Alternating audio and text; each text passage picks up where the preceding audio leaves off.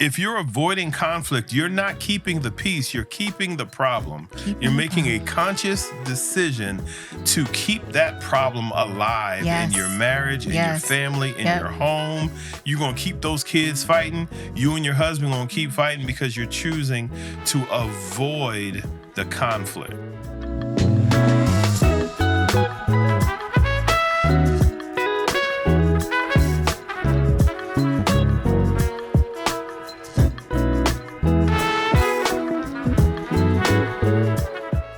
Hey everybody, welcome back to the Beautifully Blended podcast. My name is Larry. And I'm Julia. We have a strong passion to help marriages and blended families find help, hope, and healing. And we are so glad that you are tuning in to today's episode. Absolutely. We have been married for 16 years and we have a blended family. We have seen the ups and downs at all arounds. And so we want to come along on your journey. And just share some of our own experiences and insights to help you to become beautifully blended. Absolutely. We didn't address our summer. We had a pretty good summer. Right. We did. Since we came back. We did have a good summer. We did some new things. We started a garden for our son. Yeah, we did. Which was totally awesome. More than me. But go ahead. Well, that is true. And I would go out and I'd talk to the plant babies and I'd water them and tell them, you're doing a good job. Mm-hmm. But as a result, I was able to grow some herbs and spices and even did my own tea bags, which was really cool. Tea is good. She made good tea. Yeah, thank you. And we also, what else did we do? I don't know. Oh, I did more baking. Yeah, you make bread. She makes bread now. Yes, I make bread almost every week. Didn't know. Yes, and I freeze it, and it's really good. I've made muffins. I've made all kinds of things. Right, so that's been fun. There isn't a season that goes by that doesn't involve what we're going to talk about today, which is conflict. Yeah. Everybody deals with some sort of conflict. Conflict is unavoidable, but combat is optional. Oof. Like we don't have to get in a fight. It doesn't have to be a combat zone just because we have conflict. And we want you guys to know that even though there is conflict, it doesn't have to be combative. Mm-hmm. Each and every one of you who are listening today, I believe this episode is for you and that you'll be blessed. You'll take away some things from this episode that will be extremely helpful. Right. And so conflict is inevitable, like we just said, in every marriage and in even your blended family. But the truth is this. The couple that doesn't learn to manage conflict is often the same couple that prevents their family from truly blending. All right? I'm going to say that one more time. Right. Just to make sure you got what I said. The truth is this, that the couple that doesn't learn to manage conflict is often the same couple that keeps their family from truly blending. Right. Yeah. Managing conflict is going to be one of the greatest impacts on whether you're able to blend your family well. Absolutely. I mean, the bottom line is we don't really handle disagreements well. No. We don't. We build walls instead of bridges. Mm-hmm. In relationships, the goal, you're already different.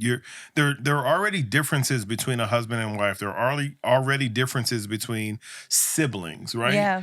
So we don't have to maximize the differences. Our goal is not to build walls between us. It's to build bridges. So in today's episode, this is exactly what we're going to talk about. How do you handle conflict God's way, in a way that is productive and meaningful and helps your family to blend well? Right. So there are so many different stories that we could share about how conflicts can arise in a blended family, right? So many different stories, from shopping to gift giving, whatever it is. But I'm going to share with y'all a scenario for us. So with our blended family, we would take our kids school shopping, right? Our daughters in particular. And there were times where I would take them by myself, and I literally would take a whole week to take them school shopping. Yeah, you would.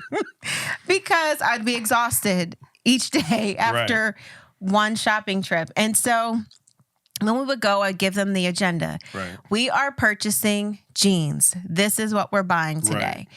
And inevitably, all three of them would have a different agenda.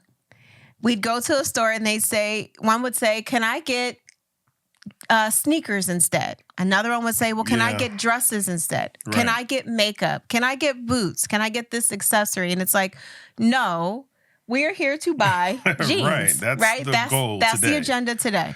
And so there could be conflict that arises just from the standpoint of, no, this is what we're buying, right? But then there also could be conflict that arose because if one of them said, well, my dad already bought me this, or my mom already bought me that, or I already have that and mine is better than that, then that could cause conflict. That's real in a blended family. Yes, it's very real in a blended family. Yeah. And so when you have those kind of things that happen, you have to be able to navigate that with grace and with kindness because we want to keep this blended family blending. Hey family, real quick. Do you ever wish that there was a space where couples and blended families could go to get real answers to real life issues? Not just tips and quotes, but community, tools, and a space to grow together? That's why we've launched the Beautifully Blended School Community. It's our online home where we will talk about a lot of the things that we talk about on our podcast, things like communication, co-parenting, step-family dynamics, forgiveness, and a whole lot more. Each month, you'll receive exclusive content like video lessons, worksheets, live Q&A, and a private community to grow with others on the same road as you. So maybe this is your first time at marriage or blending your family, or you may have been at this for a long time. Either way, we want you to know that you don't have to do this by yourself. So join us so we can build something beautiful together. Visit beautifullyblendedpodcast.com or click the link below in our show notes so you can sign up for our school community today. We can't wait to connect with you. That's one of the complexities of having a blended family. In this scenario, you take your kids school shopping. School just started. You take your kids shopping or whatever. And if something like that happens where you say, this is what we're shopping for. We're shopping for sneakers today, nothing else. Right. And your goal is to make sure that your biological children and your stepchildren, everybody gets the same thing. Yes. Everybody gets something, and everyone gets the same quality of something, whatever that something is. Right. So when conflict, a way that conflict could arise in a scenario like that, going back to what you said about the malls, if you say, okay, we're buying sneakers today, and then you go to buy someone a pair of, Adidas, and they look at their stepmom or their stepdad and say, I don't want those because my real dad or my real mom got me Jordans and we don't wear Adidas. It becomes a matter of conflict because you got decisions to make. Right. You got to figure out, okay, how am I going to handle this little in the middle of the mall? This lovely child. But that's not generally what we're thinking. When that happens, like, this knucklehead go come at me because I'm trying to buy you something and you going to tell me you only wear Jordans? You don't even got a job. You don't have a job. Right. Talking about you want Jordans. I unleashed something. I don't know. Well, that's that's the reality. And that's what you guys are facing who are watching us. Right. You have these scenarios that happen all the time where conflict arises. And if they pick up the phone and they call their mom or their dad, it can become an issue and you have a decision to make. And this is where I believe we can win or lose. We will succeed or we will fail because every time conflict arises, we generally respond one of two ways. We either avoid it or we attack. Yeah. Like we're going to avoid it at all costs. I don't want to have nothing to do with this. Not saying nothing. I'm not saying anything. Or we're going to go into attack mode. Now, the issue with avoiding it, let's talk about that. Right. If you avoid the conflict, this leads to this unspoken resentment that develops in our hearts and in our heads. We're not going to say a whole lot, but we are resentful. We do not like what happened at that mall. Or we do not like what happened at that restaurant or wherever we were. Or in the living room. Or in the living room. Right. Or in the car, bedroom. Or how about this? At church. Like we talked about when we go to church, like, I don't want you speaking to certain people and you get what I'm saying? But you spoke to that person again. I ain't going to say nothing again. But in here, I'm livid. I'm angry. I'm upset because what I didn't really want you to do, and we talked about it. Like I thought we were on the same page, but we're not. Right. That's what conflict looks like in a variety of ways. But if we avoid it, it becomes unspoken, quiet resentment. And here is the issue. If you're avoiding conflict, you're not keeping the peace, you're keeping the problem. That's the issue. That's good. Yeah, the bottom line is if you're avoiding conflict, you're not keeping the peace, you're keeping the problem. You're making a conscious decision to keep that problem alive in your marriage, in your family, in your home. You're going to keep those kids fighting. You and your husband are going to keep fighting because you're choosing to avoid the conflict. Right. Well, an attack mode isn't much better. Right. It really isn't. You think you're doing something by avoiding, but attack mode isn't much better. Right. Because in attack mode, you are coming for the jugular. You are like, I want you to feel every single cut. I'm going to hurt you. That comes from me rolling and cutting my eyes. Right. That comes from me rolling my neck. With every word that I speak, I want you to hear it. I want you to feel it. Yeah. And so we're using our words, we're using our actions, we're using our inactions. We're using those to hurt someone.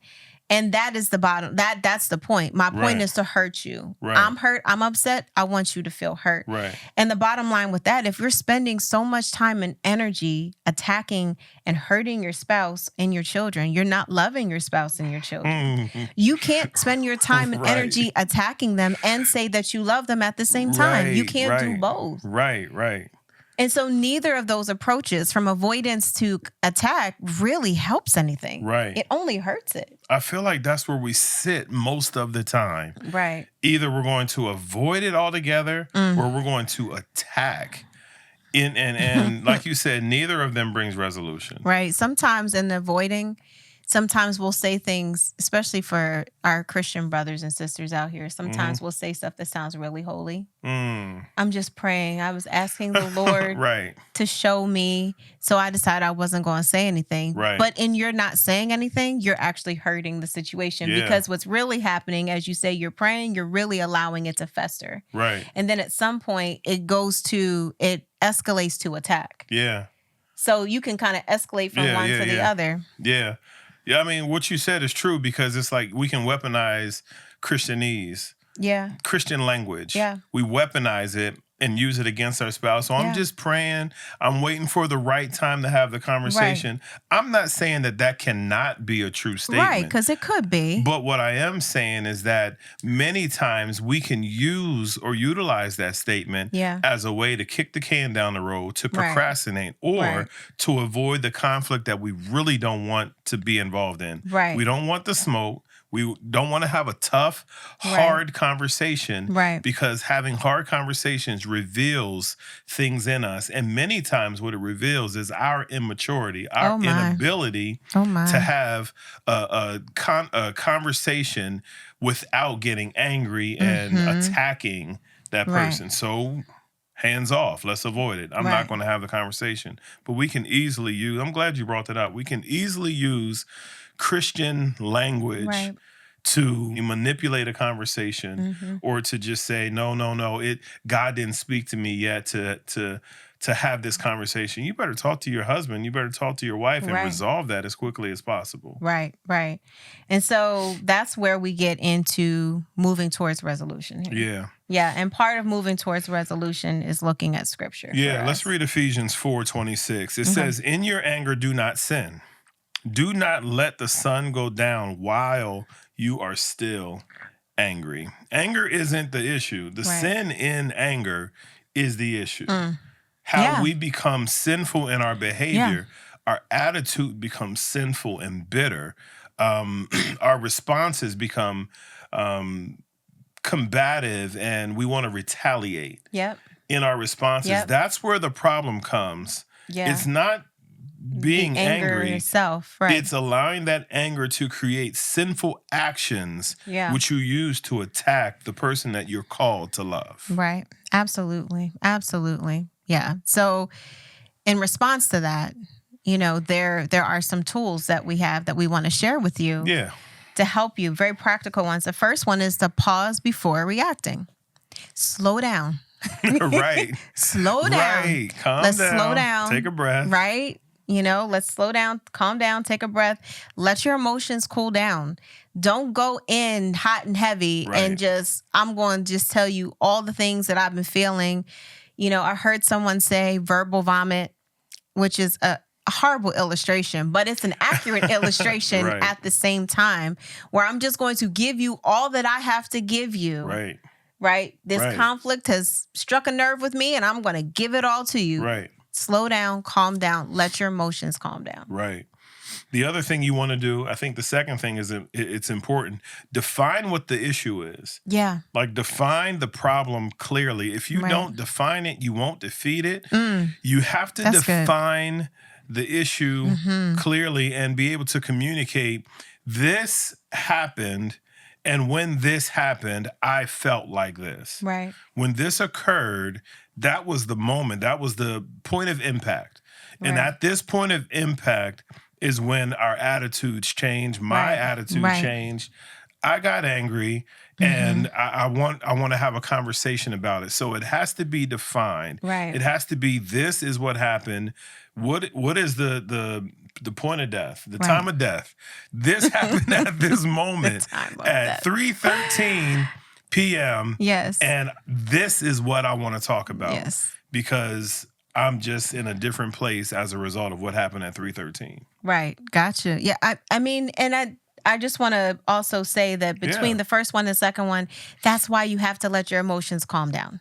That's why you have to let them cool. Because if you don't do that, you can think that you are so super logical right now in the moment in that conversation. Like, I see exactly from A to Z how this whole thing happened. Right. But your emotions could still be ruling you and directing your logic. So that's why you need to do those two in that order. The third one would be seek win-win solutions. That's good. Oh my goodness. In our culture, in our world, even in church circles, in Christian circles, we feel like if I win, you lose, and if you win, I lose. But that is not biblical. That is not accurate.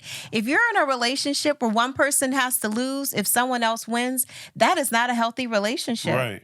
That is not a healthy relationship. No, That is a toxic relationship. Yeah, and I would argue that you don't really love that person. Listen. Like if you have to, if you win, and by you winning, that means they are losing, and that's your goal. Like, your goal is to make sure that you are the victor, to make sure that you are the winner. That means you are trying to defeat that person at all costs. Right, which that's means not love. That's not what love looks like. No. That's not what love in a relationship, in a marriage, anything healthy, any sort of healthy relationship, that's not what love looks like. And if you're supposed to love that person, don't destroy them so that you can beat them. Right. The Bible tells us to honor others and to esteem them higher than ourselves. And that does not mean that in esteeming them higher than ourselves that somehow we do not receive esteem. Mm-hmm. But what it does mean is I'm willing to make sure that you benefit from this. Yeah. Right? You don't just look out for your own best interest. You're looking out for theirs. And it's not an opportunity for that other person to weaponize it and try to say, I want to make sure that I get something out of it if you get something out of it. That's not what we're talking about. Love. We're talking about moving forward and progressing. Right. We're talking about we both win if we do this together. Yeah, if you don't both win, it ultimately hurts the home. It does. It hurts the kids. It does. It hurts your marriage. It does. If you're not striving for both of you to win, the husband and the wife to win, the children to win. Right. If you're not striving for the stepchildren to win, if you're a child and you're not striving for your stepmother to win or your stepfather, whatever the scenario is and whatever the connection is, if you're not striving for everybody to win, ultimately the one that you're choosing to cause to lose becomes the anchor that sinks the ship. Yep. Absolutely. We all have to win. We all have to win. Yep. The fourth one would be to pray together before ending the conversation. So listen. Yeah. If at all possible, I say pray before the conversation, but sometimes we get into the conversation before we know. We're like, okay, we got to course correct in the middle of this conversation. So we didn't start out so good. Right. Let's end better than we started. And so you want to pray before ending the conversation. You want to invite God's peace. Right. You want to close any doors that can bring about division and resentment and anger. Right. So you really want to pray together, because that is going to be part of the healing ointment that can kind of help the conflict to kind of calm down. That prayer is going to be so helpful. Right. Let's remind everybody, conflict doesn't have to divide you. Right. Conflict in a relationship does not have to divide you. It can actually create unity. It can unify you. It can mature you. It can help you to grow.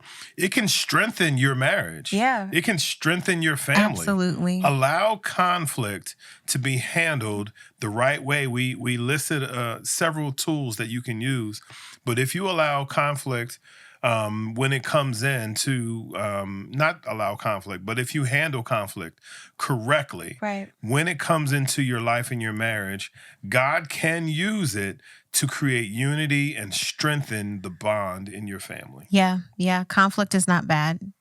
Right. It's helpful to move you forward.